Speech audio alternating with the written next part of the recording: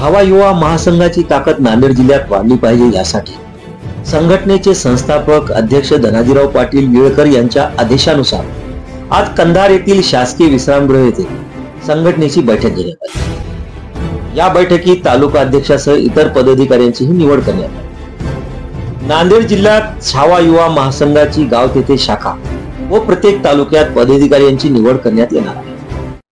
छावा संघटना ही कोणत्या एका जातीची किंवा धर्माची नसून या संघटनेत सर्व जाती धर्माच्या तरुणांना न्याय मिळणार आहे। या संघटनेत तरुणांनी मोठ्या संख्येने सहभागी व्हावे असे आवाहन जिल्हाध्यक्ष प्रदीप पाटील हुंबाडे यांनी केले आहे। या बैठकीच्या अध्यक्षस्थानी वसंतराव सावकार पापिनार हे होते, तर संभाजी पाटील पवळे युवा जिल्हाध्यक्षही उपस्थित होते। यावेळी कंधार छावा मराठा युवा महासंघाच्या तालुका अध्यक्षपदी व्यंकटराव पाटील कौशल्य, जिल्हा संपर्क प्रमुख मधुकरराव पाटील भागानगरे, नागोराव पाटील कदम, किसान आघाडी तालुका प्रमुख कंधार, उप तालुका प्रमुख शिवराज पाटील मंगलसागीकर यांची निवड करण्यात आली आहे। जय छावा।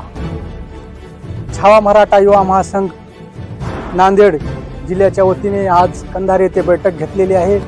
आमचे संस्थापक अध्यक्ष श्री धनाजीराव पाटील येळकर साहेब यांच्या सूचनेनुसार नांदेड जिल्ह्यामध्ये सर्वच तालुक्यामध्ये बैठका घेऊन गाव तिथे शाखा, घर तिथे छावा कार्यकर्ता ही मोहीम नांदेड जिल्ह्यामध्ये आम्ही राबवत आहोत।